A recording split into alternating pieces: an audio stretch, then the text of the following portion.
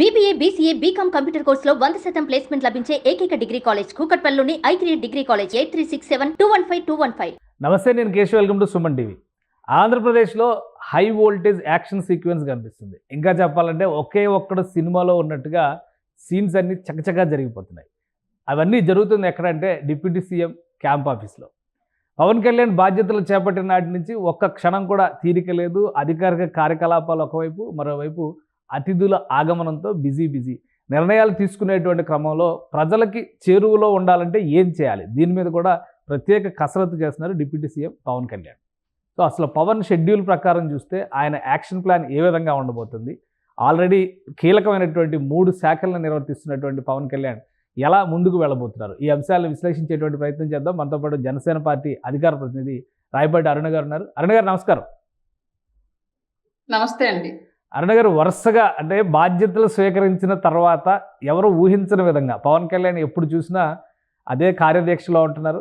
పైగా ఆయన కోసం వస్తున్నటువంటి జనాన్ని, సామాన్య జనం దగ్గర నుంచి అతిరథ మహారథులైనటువంటి అతిథుల వరకు అందరినీ కూడా జాగ్రత్తగా రిసీవ్ చేసుకుని మాట్లాడుతున్నారు. ఏంటి ఇంత fast action plan? Already Janasena ముందుగానే ఇవన్నీ ఎక్స్పెక్ట్ చేసి రెడీగా పెట్టుకుందా, లేదా పవన్ కళ్యాణ్ ఒక యాక్షన్ ప్లాన్ తయారు చేసుకుని ఉన్నారా? సార్, నిజంగానే ప్రజాసేవ కోసం ఒక వ్యక్తి ప్రజల కోసమే రాజకీయాల్లోకి వస్తే, అతని చేతికి అధికారం వస్తే ఎంత అద్భుతాలు జరుగుతాయని చెప్పడానికి ఇది ఒక ఉదాహరణ. పవన్ కళ్యాణ్ గారు ఆయన 10 ఏళ్లుగా అధికారం లేకపోయినా సరే నిరంతరం ప్రజల గురించి ఆలోచించాడు, ప్రజల గురించే కష్టపడ్డాడు. ఇవాళ ఆయన చేతికి అధికారం వచ్చింది అంటే ఒక అవకాశం ఇచ్చారు ప్రజలు. ఆ అవకాశాన్ని సద్వినియోగపరుచుకొని ఈ అవకాశం ఇచ్చిన ప్రజల కోసం నిరంతరం కష్టపడాలన్న ఒక ఉద్దేశంతో ఆయన నిరంతరము ఆయనకి ఇచ్చిన శాఖలు, ఆయన దగ్గరకు వచ్చే సమస్యలు, ఆయన కలవడానికి వస్తున్నటువంటి వినతులు, వీటన్నింటినీ పరిష్కరించే దిశగా నిరంతరం దాని మీదే ఎక్సర్సైజ్ చేస్తూ ఉన్నారు సార్. ఎక్కడ ఉంటే అదే కార్యాలయం అన్నట్టుగా ఉంది పవన్ కళ్యాణ్ గారి వ్యవహార శైలి. అటు పార్టీ ఆఫీస్ కానీ, క్యాంప్ ఆఫీస్ కానీ, సెక్రటేరియట్ కానీ, ఇప్పుడు కొత్తగా ఇది QR కోడ్ అని చెప్పని ఒక ఇష్యూ రిలీజ్ చేశారు. అంటే ఒక ఐటమ్ రిలీజ్ చేశారు, ఒక ఇమేజ్ ఉంది. దానిలో నుంచి మీరు ఏ సలహా అయినా కానీ సంబంధిత శాఖలకు, ముఖ్యంగా జనసేన పార్టీ చూస్తున్నటువంటి శాఖల్లో మార్పులు చేర్పులు అని చెప్పని ఒకటి రిలీజ్ చేశారు. ఏంటి దాని ఉద్దేశం? ఆల్రెడీ జనవాణి ద్వారా చాలా వరకు జనాభిప్రాయ సేకరణ జనసేన పార్టీ చేసింది. సో ఇవన్నీ టెక్నాలజీ ప్లస్ ఆలోచన, ఈ రెండింటిని ఇంటిగ్రేట్ చేసేటువంటి ప్రణాళికను ముందు నుంచే రెడీ చేసుకుందా జనసేన పార్టీ? కళ్యాణ్ గారు ఫస్ట్ నుంచి సొసైటీలో ప్రజల్లో ఉన్నటువంటి అభిప్రాయాలు ఏంటి, ప్రభుత్వాలు ఇస్తున్నటువంటి పథకాలు ఏంటి అనేది ఎప్పుడు బేరేజ్ వేసుకొని చూసుకుంటారు సార్ ఆయన. అంటే ప్రజలకు ఏం కావాలి, వాళ్ళు ఏం అడుగుతున్నారు, మనం ఏమి ఇస్తున్నాము, దానివల్ల వాళ్ళు ఎంతవరకు సంతోషంగా ఉంటున్నారు, ఆ సంతోషాన్ని నెక్స్ట్ లెవెల్ కి ఎలా తీసుకెళ్తున్నారు అనే దాని గురించి ఎప్పుడు ఆయన అధ్యయనం చేస్తూ ఉంటాడు. అందులో భాగంగానే ఈ రోజు సహజంగా అంటాం కదా, when the common man becomes a partner in the governance, then the leader can think like we common man bring the unexpected changes in society. General గా అంటాం అవి. సామాన్యుడు ఎప్పుడైతే ప్రభుత్వంలో, పాలనలో భాగస్వామ్యం తీసుకుంటాడో అప్పుడు ఆటోమేటిక్ గా లీడర్ కూడా ఆ సామాన్యుడి స్థాయిలో ఆలోచించి అతనికి ఏం కావాలి అనేటువంటి చేంజెస్ ని తీసుకొస్తాడు సొసైటీలో. అట్లాగా సామాన్యుడి గురించి ఒక లీడర్, సామాన్యుడికి ఏం కావాలి అనేది అతని దగ్గర నుంచే ఒపీనియన్ తీసుకొని లీడర్ తనకి గ్రోత్ కోసం ఆలోచించడం అనేది చాలా పెద్ద చేంజ్ అనుకోవాలి ప్రజెంట్ ఉన్న పాలిటిక్స్ లో. జనరల్ గా మొన్నటి వరకు గత ప్రభుత్వం చూసిన మనం ఒక ఉద్యోగాలు అడుగుతుంటే ఏ ఉద్యోగాలు ఇచ్చారు, పీపుల్ ఏ ఉద్యోగాలు అడుగుతున్నారు, వాళ్ళు ఏ ఉద్యోగాలు ఇచ్చారు, మహిళలు ఏం అడుగుతున్నారు, వాళ్ళు ఏ పథకాలు ఇచ్చారు, పిల్లల కోసం ఏ ఫెసిలిటీస్ కావాలని వీళ్ళు కోరుకుంటున్నారు, వాళ్ళు ఏ ఫెసిలిటీస్ ఇచ్చారు, ఉద్యోగస్తుల కోసం ఏ ఫెసిలిటీస్ అడిగారు, వాళ్ళు ఏ ఫెసిలిటీస్ కల్పించారు, ఇవి ఎక్కడ మ్యాచ్ అవ్వాలి. గవర్నమెంట్ ఇచ్చిన పథకాలకి ప్రజలు కోరుకుంటున్నటువంటి అవసరాలకి మధ్య ఎక్కడ మ్యాచింగ్ కుదరలా. దానిలో భాగంగానే సంక్షేమ పథకాలు అన్ని ఇస్తున్నాం అనుకున్నా కానీ అంత ఘోరమైన డిఫీట్ వైసీపీకి ఎదురైంది. ఇవాళ ఆ సిచ్యువేషన్ అనేది ఎన్డీఏ కూటమికి రాకూడదు. ఎస్పెషల్లీ ఫస్ట్ టైం గవర్నమెంట్ లో భాగస్వామ్యం తీసుకున్న జనసేనగా మాకు ప్రజల నుంచి ఏం కోరుకుంటున్నారు, మా నుంచి ప్రజలు ఏం కోరుకుంటున్నారు అనేది కూడా తెలియాలి. కాబట్టి మా శాఖలకు సంబంధించి ప్రజాభిప్రాయం డెఫినెట్ గా తీసుకొని దాని ప్రకారం అత్యధికంగా నిజంగానే ప్రజా ఉపయోగంగా వచ్చినటువంటి ప్రతి సలహాని కూడా మా శాఖల్లో ఇంప్లిమెంట్ చేసుకుంటూ ప్రజల కోసం వాటిని అమలు పరుస్తూ వెళ్తామండి. ఫస్ట్ క్యాబినెట్ మీటింగ్ కంప్లీట్ అయింది. ఫస్ట్ క్యాబినెట్లో ఆల్రెడీ ఒక 8-9 డెసిషన్స్ తీసుకున్న కీ పాయింట్స్ ఉన్నాయి. ఆల్రెడీ 5 సంతకాల తర్వాత ఇంకొక 4-5 డెసిషన్స్, శ్వేతపత్రాలు రిలీజ్ కానీ వీటన్నిటి మీద గత ప్రభుత్వం అనుసరించినట్టుగా కక్ష సాధింపు అనే ఆస్పెక్ట్లో ఈ ప్రభుత్వం వెళుతోంది అనే విమర్శ ఆల్రెడీ మొదలుపెట్టింది. వైఎస్ఆర్సీపీ నాయకులు అయితే ఆ కామెంట్స్ చేస్తున్నారు. సో దీన్ని మీరు ఎలా డిఫెండ్ చేసుకుంటారు? కార్యాలయాల కూల్చివేత కావచ్చు, అలానే కొన్ని చోట్ల ఉద్దేశపూరితంగా మా కార్యకర్తలను టార్గెట్ చేస్తున్నారు అని వైసీపీ చాలా స్పష్టంగా ఆరోపిస్తుంది. దీని మీద మీ రియాక్షన్ ఏంటి? సామాన్యులుగా వ్యవహరించే ఏ కార్యకర్తల మీద మేము దాడులు చేయడానికి కానీ చట్టపరంగా కూడా చర్యలు తీసుకోవడానికి కూడా మేము ఇష్టపడము. ఎలాంటి అవకాశం అవసరం లేదు. గతంలో ఎవరైతే నియంత్రణగా వ్యవహరించి ఇది ప్రజాస్వామ్యం కాదు, జగన్ రెడ్డి రాజ్యాంగము, జగన్ రెడ్డి రాజరికం అని ఫీల్ అయ్యి ఆయనకని ఈయన భటుల్లాగా ఉండి ఆ భటులు వచ్చి సామాన్యుల మీద దాడి చేశారో ఆ దాడికి ఖచ్చితంగా చట్టపరమైన చర్యలు అయితే 100% తీసుకుంటాం. అందులో ఎలాంటి సందేహం లేదు. క్షమించే అవసరం అవకాశం కూడా లేదు. ఖచ్చితంగా శిక్షించే తీరతాం ఓకే. చట్టపరంగా అంతే.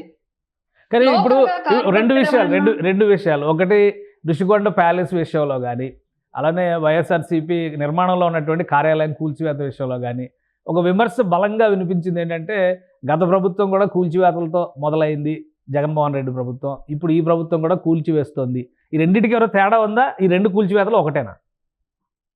యాక్చువల్ గా గత ప్రభుత్వంలో మొదట కూల్చివేసినప్పుడు ప్రజావేదిక అనే దాన్ని ప్రభుత్వ కార్యాలయాలకు వాడుకొని ఉండొచ్చు, కానీ అలా జరగల. రావడం దాని గురించి అసలు కనీసం చర్చలు ఇన్వెస్టిగేషన్ కూడా ఏమీ లేకుండా కేవలం కక్షపూరితంగానే కూల్చారు. ఇవాళ మొన్న తాడేపల్లి ప్యాలెస్ లో కూల్చినటువంటి వైసీపీ పార్టీ కార్యాలయం అది క్లియర్లీ మెన్షన్డ్ పార్టీ కార్యాలయం. ప్రజావేదిక ఇస్ నాట్ పార్టీ కార్యాలయం, పబ్లిక్ బిల్డింగ్. బట్ ఇక్కడ వైసీపీ పార్టీ కార్యాలయం ఒక పార్టీకి సంబంధించి ప్రత్యేకమైన ప్రైవేట్ కార్యాలయం. అది పబ్లిక్ భూముల్లో గవర్నమెంట్ పర్మిషన్ లేకుండా అనుమతులకు విరుద్ధంగా కట్టారు. సో ఇప్పుడు మొన్నటి వరకు వైసీపీ ఏం చేసింది, ఎవరైనా ఒక టౌన్ ప్లానింగ్ వేసుకొని జస్ట్ ఒక అంచు జరిగినా సరే ఇది గవర్నమెంట్ వ్యతిరేకంగా నిర్మాణం జరిగిందని చెప్పేసి కూల్చేశారు సామాన్యులది. మరి అట్లాంటప్పుడు ఇవాళ వాళ్ళు అంత పెద్ద భవనాలు రాష్ట్ర వ్యాప్తంగా జిల్లాకు ఒక ఎయిర్పోర్ట్ కడతానంటే పిచ్చోళమైన నమ్మాం. మేము భూములు ఇవ్వడానికి సిద్ధపడ్డాం. 3 అంతస్తులు మేడ అని కట్టుకుంటే మేము మేడ మీద ఎక్కి నించుంటే విమానం మా తల మీదకి తగిలిద్దాము, పక్క జిల్లాకి ఈ జిల్లాకి మధ్యలో అంటే పెద్ద హైట్ ఎల్లో కింద హైట్ లో వెళ్తుంటే విమానాలు మా తల్లకు తగులుతాం, విమానాలు వచ్చి జగనన్న విమానాలు అని చెప్పేసి భయపడ్డాం మేము. అట్లాంటి సిచ్యువేషన్ మేము ఊహించుకుంటాం. విజువలైజేషన్ వాళ్ళు పేపర్లో చూపించింది, సాక్షి టీవీలో చూపించింది, ఆ విజువలైజేషన్ మేము అలాగే ఊహించుకుంటే దానికి విరుద్ధంగా జిల్లాకు ఒక రాజభవనం, పార్టీ కార్యాలయాన్ని రాజభవనం లాగా కట్టుకున్నారు. పరిమితులు లేవు, టౌన్ ప్లానింగ్ ప్రకారం అనుమతులు తీసుకోలేదు. ఆ మనీ ఎక్కడిది? దానికి పార్టీ ఫండ్స్ వాడారా, ప్రభుత్వం నుంచి వేరే ద్వారా ఏమన్నా వెళ్ళాయా, లేదంటే ఎవరైనా ప్రైవేట్ వ్యక్తుల నుంచి కట్టాయా? దీనికి సంబంధించి ఎలా అంటే ఆధారాలు వివరాలు అక్కడ లేవు, దాని గురించి మాట్లాడేవాడే లేరు. అట్లాంటప్పుడు ఆ భవనాలని ప్రైవేట్ వ్యక్తులు అనధికారికంగా నిర్మించిన భవనాలను కోల్చడం ప్రభుత్వ బాధ్యత కదా. అది ఇవాళ ఆ భవనాన్ని వదిలేస్తే రేపొద్దు నేను మీరు ఇంకొకరు కూడా ఇంకో ప్రభుత్వ భవనాలు కట్టేసుకుంటాం. వాడు ఎందుకు కోల్చలేదు, నా ఎందుకు కూల్చడం, గవర్నమెంట్ క్వశ్చన్ చేస్తాం మనం. కానీ ఒకటి వైఎస్ఆర్సీపీ అఫీషియల్ ట్విట్టర్లో కూడా ఒక కామెంట్ చేశారు, ఇలాంటి వాటిని కూల్చేసే కంటే ప్రజా ప్రయోజనం కోసం ఉపయోగించుకోవచ్చు కదా అని ఒక ప్రశ్నను లేవదీశారు. సో ఒకవేళ ఆ భవనాలు ఉపయోగపడతాయి అనుకుంటే కూల్చే కంటే అలా ఉపయోగించుకోవడానికి ఏమైనా ఇబ్బంది ఉందా? దాని మీద ఇప్పటి వరకు పూర్తిగా ఒక నిర్ణయానికి అంటూ ప్రభుత్వం రాలేదండి. వాటిని ఏం చెయ్యాలి అనే నిర్ణయానికి రాలేదు. యాక్చువల్ గా తాడేపల్లి ప్యాలెస్ లో అంటే అది అక్కడ ఉన్న రెగ్యులర్ లైఫ్, పీపుల్స్ లైఫ్ కి ఇబ్బందికరంగా మారే సిచ్యువేషన్ ఉంది కాబట్టి దాన్ని కోల్చడం జరిగింది. జిల్లా వ్యాప్తంగా రాష్ట్ర వ్యాప్తంగా ఉన్న భవనాలకు సంబంధించి ఒక నిర్ణయానికి ఇప్పటి వరకు రాలేదు. మేబీ అది ప్రభుత్వం వాడుకునే అవసరం ఉండి అక్కడ రెగ్యులర్ లైఫ్ లో అక్కడ పీపుల్ కానివ్వండి, లేదంటే మిగతా భూములు, టౌన్ ప్లానింగ్ వీటన్నిటికీ ఎలాంటి ఇబ్బంది లేకుండా అనుకుంటే మా నిర్ణయం కూడా అదే ఉంటుంది. అనవసరంగా ప్రభుత్వ ఆస్తుల్ని ధ్వంసం చేసే ఉద్దేశం మాకు కూడా ఉండదు కదా. డెఫినెట్ గా ప్రభుత్వ ఆస్తి కనుక అయితే ఇప్పుడు వైసీపీ ఇంకొక ఈ కామెంట్ మీరు పెట్టిన కామెంట్ కి ప్రభుత్వం కోసం వాడుకోవచ్చు కదా అని మీరు చెప్పిన కామెంట్ వాళ్ళని మళ్ళీ రిటర్న్ క్వశ్చన్ చేస్తున్నాం మేము. అది పార్టీ ఆస్త, ప్రజల ఆస్త? ఫస్ట్ దీనికి మాకు ఆన్సర్ కావాలి. ప్రజల ఆస్తి కనుక అయ్యుంటే ఎవరినడికి కట్టారు? రాష్ట్రంలో ఇన్ని సమస్యలు, అమరావతి పాడు పెట్టారు, పోలవరం పాడు పెట్టారు, రోడ్లు పాడు పెట్టారు, ప్రాజెక్టులు పాడు పెట్టారు, ఉద్యోగాలు ఇవ్వలేదు, ఇన్ని సమస్యలు ఇక్కడ పెట్టేసి రాజ్యభవనాలు లాంటి కోటల్ని ప్రజల కోసం పార్టీ కార్యాలయం పేరుతో నిర్మించమని మీకు ఎవడు చెప్పాడు?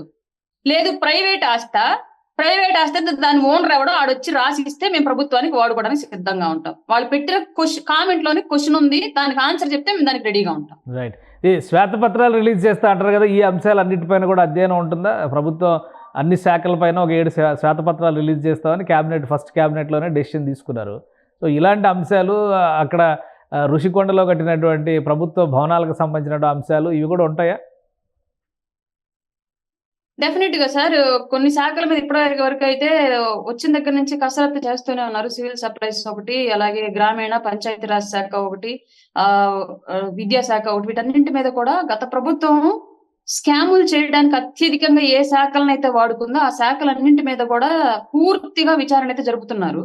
గ్రౌండ్ నుంచి విచారణ జరుపుతున్నారు. డెఫినెట్ గా ఆ అంశాలన్నీ బయటకు వచ్చిన తర్వాత 100% గత ప్రభుత్వంలో జరిగినటువంటి అవినీతిని రూపాయి అణాతో సహా లెక్కలతో ప్రజల ముందు పెట్టి శ్వేతపత్రం అయితే రిలీజ్ చేయడం జరిగింది. ఖచ్చితంగా దానిలో బాధ్యులుగా ఉన్న వాళ్ళు ఎంత పెద్దవాళ్ళైనా సరే వాళ్ళని ఖచ్చితంగా దాంట్లో చట్టపరంగా శిక్షించడం అయితే జరిగింది. సో ఫస్ట్ క్యాబినెట్ కంప్లీట్ అయింది, ఫస్ట్ సెషన్ అసెంబ్లీ కంప్లీట్ అయింది. దీన్ని బట్టి ఒక ప్రతిపక్ష పాత్రలో వైసీపీ, కూటమిగా అధికార పార్టీగా మీరు ఉన్నటువంటి తీరు ఎలా ఎక్స్పెక్ట్ చేయొచ్చు రాబోయేటువంటి రోజుల్లో రాజకీయాలకు సంబంధించి ప్రజాక్షేమం విషయంలో ముఖ్యంగా? మీకు జగన్మోహన్ రెడ్డి గారు అంటే అభిమానం ఉన్నప్పటికీ కూడా మీ అభిమానం మీ దగ్గర పెట్టుకోండి. ప్రతిపక్ష హోదా లేదు, ఏమీ లేదు. ఆయన ఎక్కడ ప్రతిపక్ష నాయకుడు? అసలు ప్రతిపక్షం నాకేం అభిమానం లేదు. ప్రతిపక్ష హోదా అంటే ప్రధాన ప్రతిపక్ష హోదా లేదు, కానీ ప్రతిపక్షం ఉన్నది ఒకే ఒక ప్రతిపక్షం కదా. మీరు ప్రధాన ప్రతిపక్షం అంటే ప్రజలే ఇవ్వలేదు, మీరు ఇచ్చేటువంటి అవకాశం కాదు, ప్రజలే ఇవ్వలేదు కాబట్టి. బట్ ప్రతిపక్షం వైరి పార్టీ, ఒక గవర్నమెంట్ కి వ్యతిరేక పార్టీ అంతే. కేవలం 11 సీట్లు మాత్రమే ఉన్నటువంటి గవర్నమెంట్ వ్యతిరేక పార్టీ. వాళ్ళకి సంబంధించి ప్రజలే వాళ్ళ పరిస్థితి ఏంటి అనేది ఆల్రెడీ డిసైడ్ చేసి పెట్టారు. ఇప్పుడు వాళ్ళ పని ఏంటి? వాళ్ళు జరిగిన తప్పు ఎక్కడ జరిగిందని తెలుసుకోవడం, ఆత్మవిమర్శ చేసుకోవడం చేయట్లా వాళ్ళ పార్టీల నాయకులు ఎవ్వరు కూడా. మనం పడ్డాము, పక్క వాళ్ళని కూడా పడేద్దాం, మనం లేచి నిలబడదాం అనే కాన్సెప్ట్ ఆలోచించట్లా వైసీపీ. మనం పడ్డాం, పక్క వాళ్ళని పడేద్దాం అన్న కాన్సెప్ట్ లో ఎంతసేపటికి బురద జల్లే పనిలోనే ఉంటుంది తప్ప అసలు పడగొట్టేశారు అంటున్నారు కదా. ఈవీఎంలతో పడగొడితే ఆ ఈవీఎంలో 40% ఓట్లు కూడా పడవు కదా. ఏదో 10% 12% పరిమితం చేద్దాం కదా.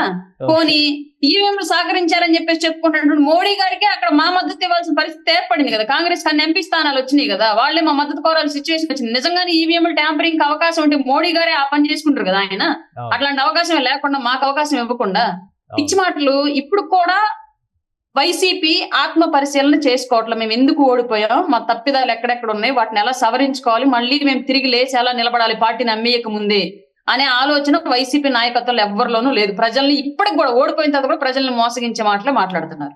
ఎందుకు బెంగళూరు కేంద్రంగా ఏదో డిస్కషన్ జరుగుతుంది, కాంగ్రెస్ పార్టీతో చర్చలు జరుగుతున్నాయని ఇవాళ ఉదయం నుంచి ఒక న్యూస్ వైరల్ అవుతుంది. ఏంటి దాని మీద మీ కామెంట్ ఏంటి?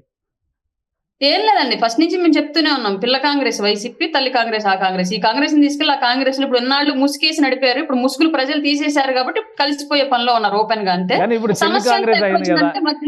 చెల్లి కాంగ్రెస్ అయింది కదా, మళ్ళీ అన్న కాంగ్రెస్ చేస్తారా? సమస్య అంతా అక్కడే. తల్లి కాంగ్రెస్ లో చెల్లి గారు వెళ్ళి చేరేటప్పటికి అన్నగారికి సమస్య వచ్చింది. ఇప్పుడు చెల్లి గారిని తీసి పక్కన పెడితే తల్లి గారు అన్నగారు కలిసిపోతారని చెప్పేసి ఒక టాక్ అయితే నడుస్తోంది. చూడాలి మరి, ఎక్కువ రోజులు పార్టీని అయితే నడపలేరు అంతవరకు కన్ఫామ్. ఇప్పుడున్న 11 మందిలో ఎంతమంది జంపింగ్ కొడతారో తెలియదు. ఆయనకు కూడా సిచ్యువేషన్ ఎట్లా ఉందంటే అట్లా ఉంది. ఆల్రెడీ కొంతమంది ఓడిపోయిన సభ్యుల్లో నుంచి కూడా పెద్ద పెద్ద నాయకులు బీజేపీలోకి వెళ్ళడానికి సిద్ధంగా ఉన్నారని చెప్పేసి వార్తలు నడుస్తున్నాయి. గ్రౌండ్ లో క్యాడర్ కూడా జగన్మోహన్ రెడ్డి గారు రుషికొండ ప్యాలెస్లు, పార్టీ కార్యాలయాలు చేసిన మోసాలన్నీ కూడా తెలుస్తున్నట్టు ఒక్కొక్కరుగా పార్టీని మారుతున్నారు. ఆ 40% ఓట్లు వేసిన వాళ్ళు కూడా కొద్ది రోజుల్లో వాళ్ళ మనస్తత్వాలను కూడా మార్చుకుని కూటమి వైపు వస్తారు కన్ఫామ్ గా. సో వైసీపీ పార్టీ అనతి కాలంలో కనుమరుగు కాబోతుంది ఆంధ్ర రాష్ట్రంలో. పేరు మార్చుకుని ఇంకొక పేరు ఏ పెట్టుకుని వచ్చిందో చూడాలి మరి. కానీ ఇప్పుడు కూటమిలో కీలక భాగస్వామిగా బీజేపీ ఉంది. టీడీపీ జనసేన కాదని బీజేపీలోకి వైసీపీ నాయకులందరూ వలస వెళ్ళేటువంటి ప్రయత్నాలు జరుగుతున్నాయి. మీరు కూడా అన్నారు బీజేపీతో టచ్లోకి వెళ్తున్నట్టుగా తెలుస్తుందని. నిజమేనా? ఇప్పుడు కూటమిగా మీరు కలిసి ఉన్నటువంటి సందర్భంలో ఓడిపోయిన ఎవరి మీద అయితే పోరాటం చేశారో మళ్ళీ ఆ పార్టీ నుంచి నాయకులందరూ బీజేపీని ఎందుకు టార్గెట్ చేసుకుంటున్నారు, బీజేపీలో ఎందుకు సేఫ్గా ఉండొచ్చు అనేటువంటి ఆలోచనకి వెళ్తున్నారు? ఒకవేళ వస్తే తీసుకునేటువంటి పరిస్థితి మీ కూటమికి ఉంటుందా? పార్టీ ఇండివిజువల్ గా తీసుకునే సభ్యులు అనేవాళ్ళు కూటమికి సంబంధం లేదు సార్. కూటమి అనేది గవర్నెన్స్ పరంగానే పార్టీలు ఎవరికి వాళ్ళకి ఇండివిజువల్. జనసేనలోకి ఎవరు రావాలి అనేది డిసైడ్ చేయాల్సింది పవన్ కళ్యాణ్ గారు, టీడీపీలోకి ఎవరు రావాలని డిసైడ్ చేయాల్సింది చంద్రబాబు నాయుడు గారు, అలాగే బీజేపీలోకి ఎవరు రావాలని డిసైడ్ చేయాల్సింది ఇక్కడ రాష్ట్ర నాయకత్వం, కేంద్ర నాయకత్వం, అంటే పార్టీలకు సంబంధించి. మళ్ళీ వీళ్ళందరూ అటువైపు వస్తే ఆల్రెడీ ఎగ్జిస్టెడ్ పార్టీస్ లో మళ్ళీ కాన్ఫ్లిక్ట్ స్టార్ట్ కదా. ఇప్పుడు అక్కడ ఎమ్మెల్యేలుగా ఉన్నవాళ్ళు కానీ లేదా కీలకమైన నాయకులుగా కూటమి నుంచి ఉన్నవాళ్ళు కానీ మళ్ళీ ఒక అంతర్గత సంక్షోభానికి దారితీయదా? ఎంటర్టైన్ చేసే ఉన్న 11 మందిని తీసుకుని ఇప్పుడు ఆల్రెడీ 93% స్వీప్ చేశారు కదా. సో ఈ 11 మంది మళ్ళీ ఆ నలుగురు మీద ఆశపడేటువంటి పరిస్థితి బీజేపీకి అయినా కానీ కూటమిలో ఉన్నటువంటి పార్టీలకు కానీ ఉందా? వైసీపీలో గతంలో ఉన్న వాళ్ళల్లో 80 మందికి పైగా టీడీపీ నుంచి, కాంగ్రెస్ నుంచి, వివిధ పార్టీల నుంచి వెళ్ళిన వాళ్లే. సమస్య ఎక్కడన్నా వచ్చిందా? గవర్నమెంట్ ఫామ్ చేసుకున్నారు, 5 ఏళ్ళు రాష్ట్రాన్ని భ్రష్టు పట్టించారు, వెళ్ళిపోయారు.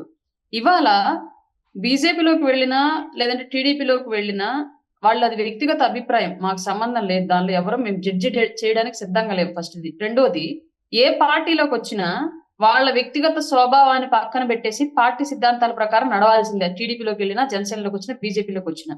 ఇంకోటి, రాజకీయాల్లో ఎప్పుడు ఏమైనా జరగచ్చు, సహజం. సగం మంది నాయకులు ఎప్పుడు అటు పార్టీ ఇటు పార్టీ ఇటు పార్టీ అటు పార్టీ మారుతూనే ఉంటారు. వాళ్ళే అధికారంలోకి వస్తూ ఉంటారు, వాళ్ళే పదవులు అనుభవిస్తుంటారు, వాళ్ళే చక్రం తిప్పుతూ ఉంటారు. ఇది సహజం. ప్రాంతీయ పార్టీలకు, రాజకీయాలకు సంబంధించి ఇది ఎప్పటి నుంచో మనం చూసిందే, ఇక మీద కూడా చూడాల్సిందే. అందులో భాగంగానే రాజకీయంగా భవిష్యత్తు కావాలి అనుకున్నటువంటి వాళ్ళు, కాంగ్రెస్ పార్టీలో ఉన్న వాళ్ళు ఇప్పుడు ఏదో ఒక పార్టీ పంచం చారటం సర్వసాధారణమైన విషయం. దాన్ని మేము ఎవరం వ్యతిరేకించేది లేదు. అలాగని ఇప్పుడు వైసీపీలో ఉన్నప్పుడు అరాచకాలు చేశారు కదా అని చెప్పేసి మా పార్టీలోకి వచ్చినప్పుడు కూడా అట్లాగే చేస్తారు అంటే సమస్య లేదు. ఇక్కడికి వస్తే మెడ మీద కత్తి ఉంటుంది, మేము చెప్పినట్టు వింటారా వినరా అన్న కాన్సెప్ట్ లో ఉంటుంది. సో దానికి సిద్ధపడే వాళ్ళే పార్టీలోకి వస్తారు. రైట్. పవన్ కళ్యాణ్ గారితో ఫిల్మ్ ఇండస్ట్రీ పెద్దలందరూ, అంటే నిర్మాతలు ముఖ్యంగా సమావేశం అయ్యారు. ఇప్పటివరకు ఏపీలో ఫిల్మ్ ఇండస్ట్రీ అంటే ఒక వ్యతిరేక భావజాలం ఉండేది. దానికి కూడా ప్రధానమైన కారణం జనసేన అధినేత అనేటువంటి విమర్శ ఉండేది. ఇండస్ట్రీలోనే కొంతమంది కామెంట్స్ చేసినటువంటి పరిస్థితి. ఇప్పుడు ఇవన్నీ సమస్యపోతాయా? ఇండస్ట్రీకి సంబంధించి, ఆంధ్రప్రదేశ్కి సంబంధించి షూటింగ్స్ జరగాలని ఆంధ్రప్రదేశ్ ప్రభుత్వం గతంలో విజ్ఞప్తి చేసింది. ఇప్పుడు రేట్ల విషయంలో కూడా, టికెట్స్ రేట్స్ విషయంలో కూడా ఒక డెసిషన్ తీసుకుంది ఏపీ సర్కార్. సో ఇందులో ముఖ్యమైనటువంటి కీలక పాత్ర పోషించేది పవన్ కళ్యాణ్ అని అనుకోవచ్చా? తప్పకుండా సార్. అందుకే సినిమాటోగ్రఫీ కూడా మేమే తీసుకోవడం జరిగింది. కందుల దుర్గేష్ గారు గౌరవనీయులు, ఆయన సినిమాటోగ్రఫీ మినిస్టర్, ఆల్రెడీ మీకు తెలుసు. సినిమా రంగానికి చెందిన వ్యక్తి కాబట్టి పవన్ కళ్యాణ్ గారు, అందులో క్రింది స్థాయి ఆర్టిస్టు అండ్ కాస్టింగ్ గ్రూప్ నుంచి పై స్థాయిలో ఉన్నటువంటి నిర్మాతలు, హీరోలు, పెద్ద పెద్ద స్టార్డమ్ ఉన్నటువంటి ఆర్టిస్టుల దాకా కూడా ఎవరికి ఏ సమస్య ఎలా ఉంటది, అలాగే ఒక సినిమా నిర్మాణంలో ఎలాంటి సౌకర్యాలు అవసరం ఉంటాయి, ఎలాంటి ఇబ్బందులు ఎదురవుతాయి, నిర్మాణాన్ని ఈజీ చేస్తే ఎంతమంది ఆ రంగం మీద ఉపాధి పొందుతారు, ఆ రంగంకి అనుసంధానంగా ఎన్ని రంగాలు అభివృద్ధి చెందుతాయి అనేది క్లియర్ గా పవన్ కళ్యాణ్ గారికి తెలుసు. కానీ ఆ రంగాన్ని ఎలా అభివృద్ధి చేయాలి, రాష్ట్రంలో ఎలా ఆ రంగం మీద పెట్టుబడి పెట్టి రాష్ట్రానికి ఎలా ఆదాయం తీసుకురావాలని గత ముఖ్యమంత్రికి తెలియలేదు. బట్ ఈ రోజు ఇప్పుడున్న నాయకత్వం, అటు చంద్రబాబు నాయుడు గారు కానివ్వండి, పవన్ కళ్యాణ్ గారు కానివ్వండి, ఖచ్చితంగా ఆ రంగానికి సంబంధించి అవగాహన ఉన్నవాళ్ళు కాబట్టి డెఫినెట్ గా ఆ రంగాన్ని ఆంధ్రప్రదేశ్ లో ఎంకరేజ్ చేస్తారు. దానికి అనుసంధానంగా ఈ రాష్ట్రంలో ఫిల్మ్ ఇండస్ట్రీకి కూడా సపోర్ట్ ఇచ్చేలాగా, ఫిల్మ్ ఇండస్ట్రీ ద్వారా రాష్ట్రానికి కూడా ఆదాయం పెరిగేలాగా ప్రణాళికలు అయితే డెఫినెట్ గా తీసుకొస్తారు. ఇందులో ఎలాంటి సందేహం లేదు. ఇంకా టికెట్ల విషయానికి అంటారా, అది జనరల్ గానే ఎంటర్టైన్మెంట్ అనేది ఎవరు ఇష్టపడి వాళ్ళంతటి వాళ్ళు జేబులో డబ్బులు పెట్టి కొనుక్కొని వెళ్ళేది, ఎవరు బలవంతంగా పంపించేది కాదు. అలాగని ఎవరిది నెసెసరీ నీడ్ కాదు, తప్పనిసరి నిత్యావసరం కాదు. కాబట్టి టికెట్ల రేట్లు అనే దాని మీద పెద్ద భూతద్దల్లో పెట్టి చూడటం అనేది ఫూలిష్ థింగ్ నన్ను అడిగితే. నాకు ఇంట్రెస్ట్ ఉంటే ఈ రోజు 500 కాదు 2000 ఖర్చు పెట్టాను వెళ్తా. నాకు ఇంట్రెస్ట్ లేకపోతే ₹10 కూడా ఖర్చు పెట్టాను నేను ఆ విషయం మీద. నాకు నెసెసరీ కాదు. నేను లగ్జరీ ఆశించి వెళ్ళేటప్పుడు దానికి మళ్ళీ కట్టడేంటి, దాంట్లో మళ్ళీ రేషన్ ఏంటి. రైట్. సో ఇప్పుడు పవన్ కళ్యాణ్ చూస్తున్నటువంటి శాఖల్లో మరొక కీలక శాఖ అటవీ శాఖ. ఆయన ఆల్రెడీ ఎర్రచందనం విషయంలో ఒక స్టేట్మెంట్ ఇచ్చారు, నేపాల్ దాకా అక్రమ రవాణా జరుగుతుంది అని. ఆ అక్రమ రవాణాకి సహకరిస్తున్నటువంటి అధికారిని జిఐడికి ట్రాన్స్ఫర్ చేస్తూ గవర్నమెంట్ ఒక కీలకమైనటువంటి డెసిషన్ తీసుకుంది. అటవీ శాఖ విషయంలో పవన్ కళ్యాణ్ గారికి ఎటువంటి ప్రతికూల పరిస్థితులు లేదా ప్రతిబంధకాలు ఎదురయ్యేటువంటి పరిస్థితి ఉంది? దాన్ని ఏ విధంగా ఎదుర్కోవడానికి ప్రణాళిక సిద్ధం చేసుకున్నారు? అటవీ ఆల్రెడీ స్మగ్లింగ్ అనేది ఆల్మోస్ట్ వైసీపీని సగం, గవర్నమెంట్ ని సగం, పార్టీలో ఉన్నటువంటి ఆర్థిక సోర్సెస్ ని నడిపిన ఏకైక అంశం ఈ స్మగ్లింగ్. అందులో ఉన్న నాయకులు ఎక్కువ మంది చేసింది కూడా ఇట్లాంటిదే.